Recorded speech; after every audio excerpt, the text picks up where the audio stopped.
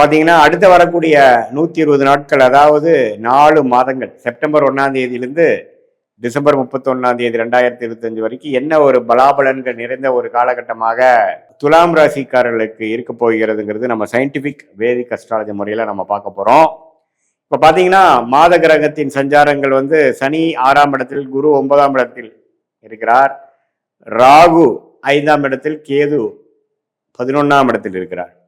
So இது எப்படி ஒரு அமைப்புனா, ராகை குரு பார்க்குறாரு. அதனால பாருங்க, உங்களுக்கு 5ஆம் இடத்துல இருக்கக்கூடிய புத்திரஸ்தானத்தில் ராகு இருந்தாலும் குருவால் பார்க்கப்படுகிறது. வந்து குழந்தைகள்னால் சில விஷயங்கள் மிக்சடான இருக்கும். சில பேர் மெனக்கிடக்கூடிய அமைப்புகள், குழந்தைகளுக்கு மெனக்கிடக்கூடிய அமைப்புகள், சில பேர் குழந்தைங்களால சில பெனிஃபிட்ஸு, அவங்களை வெளிநாடு அனுப்புறது, கொஞ்சம் அடுத்த லெவல் ஆஃப் படிப்பு விஷயத்துக்காக நம்ம கொஞ்சம் மெனக்கெடுக்கிறது, ஃபினான்ஸ் பண்ணுறது, பேங்க் லோன் போகிறது, அவங்களுக்காக நீங்கள் கொஞ்சம் அலையிறது, அதெல்லாம் கொடுக்கக்கூடிய அமைப்புகள் உண்டு.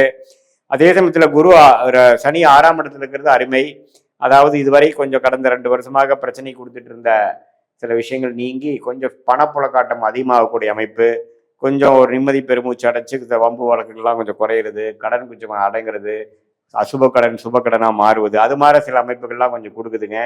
அதே சமயத்தில் இதுவரை 1 வருடம் அஷ்டமத்தில் போன குரு பார்த்தீங்கன்னா 9ஆம் இடத்துல வந்து ராசியை பார்க்கும் பொழுது கொஞ்சம் பிரைட்டாக சிலதெல்லாம் யோசிக்கிறது, கொஞ்சம் வாழ்க்கையில் இதுவரை செய்த தவறுகளை மறந்து இப்போ என்ன பண்ணலாம், அடுத்து நம்ம ஜெயிக்கிறதுக்கு என்ன வழி, அதுலேருந்து மீண்டு வருவதுக்கு என்ன வழி. ஏன்னா வாழ்க்கையே பார்த்தீங்கன்னா எல்லா டைமும் ஒரே மாதிரி போகிறது இல்லை, அப்ஸ் அண்ட் டவுன்ஸாக போயிட்டு இருக்கிறதா லைஃப் இல்லைங்களா. அதில் வந்து அஷ்டமத்தில் போன குரு அது மாதிரி இருக்கக்கூடிய அமைப்புலேருந்து இப்போ குரு ராசியை பார்க்கும் பொழுது கொஞ்சம் நம்ம லாஸ்ட் டைம் என்னென்ன தப்பு பண்ணோம், எது மாதிரி இம்ப்ரூவ் பண்ணியிருக்கலாம், இன்னும் ஒரு உத்வேகமாக கொஞ்சம் திட்டம் போடுறது, ஒரு பிளான் போடுறது, ஒரு ஸ்கெடியூல் போடுறது, அது மாதிரி சில விஷயங்கள்லாம் செய்து அது மூலமாக வாழ்க்கையில் ஜெயிக்கலாங்கிறதுக்காக ஒரு உத்வேகம், ஒரு மோட்டிவேஷன் கிடைக்கக்கூடிய காலகட்டம் வந்துருச்சு. அது வந்து செப்டம்பரும் கண்டினியூ ஆகும், அக்டோபர் நவம்பரும் கண்டினியூ ஆகக்கூடிய அமைப்புகள் இருக்குது.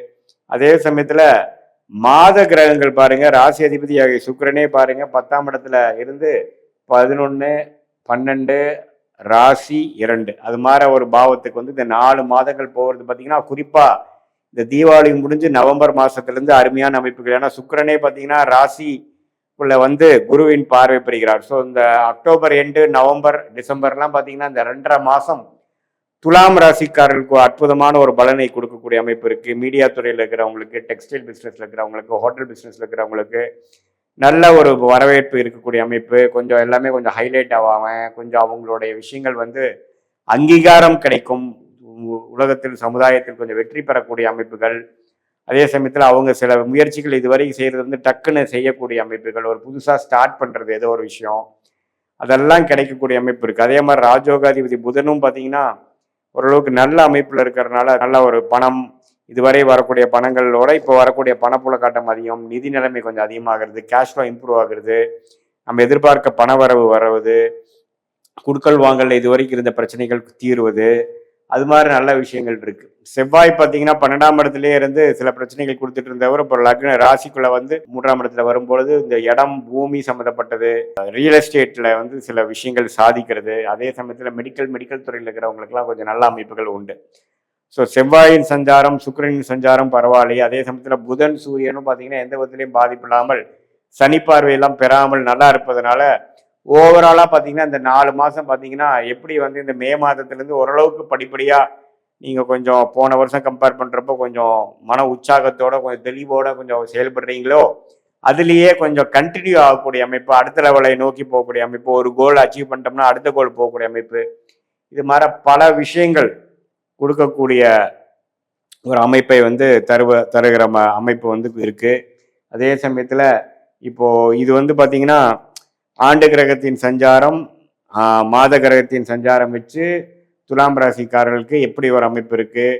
துலாம் ராசிக்காரங்களே பார்த்தீங்கன்னா கொஞ்சம் பிஸ்னஸ் மைண்டடு, கொஞ்சம் கலை உணர்வு உள்ளவங்க. அவங்க வந்து எது மாதிரி திட்டங்கள் போடுறாங்க, அவங்க போட்ட திட்டங்கள் எப்போ ஜெயிக்குது, எது மாதிரி விஷயங்கள் வருகிறது, அவங்களுடைய வாழ்க்கை பயணம் எப்படி திரும்புதுங்கிறதெல்லாம் நம்ம ஒன்றுமே துல்லியமாக பார்க்கும் பொழுது உங்களுடைய ஜென்ம ஜாதகத்தில் தசாபுக்திகள் எப்படி போயிட்டு இருக்கிறது, எந்த நேரத்தில் பிறந்தீங்க, எந்த தேதியில் பிறந்தீங்க, எந்த ஊரில் பிறந்தீங்க வச்சு உங்கள் ஜாதகம் போட்டு அதில் வரக்கூடிய லக்னம் என்ன தசாபுக்திகள் போயிட்டுருக்கு, அந்த தசாபுக்தி வந்து உங்கள் லக்னத்துக்கு எத்தகைய ஒரு அமைப்புகளாக இருக்கிறது, நல்ல ஒரு ஆரோக்கியமான தசைகள் போய் கொண்டிருக்கிறதா, வரவேண்டிய தசை போய் கொண்டிருக்கிறதா, அல்லது வரக்கூடாத தசைகள் போய் கொண்டிருக்கிறதா, எல்லாம் நீங்கள் கொஞ்சம் ஓரளவுக்கு ஆராய்ந்து பார்க்கும் பொழுது ஒரு அருமையான ஒரு அமைப்பு வந்து கண்டிப்பாக வந்து உங்களுடைய அடுத்த வரக்கூடிய ஷார்ட் டேர்ம் லாங் டேர்ம்லாம் எப்படி இருக்கு, எது மாதிரி டைரக்ஷனில் போகிறது நல்லது, எது மாதிரி திட்டங்கள் வந்து எது மாதிரி டைமில் நம்ம செய்கிறது நல்லதுங்கிறதெல்லாம் ஓரளவுக்கு புரிஞ்சு அது போல் நாம் செயல்படும் பொழுது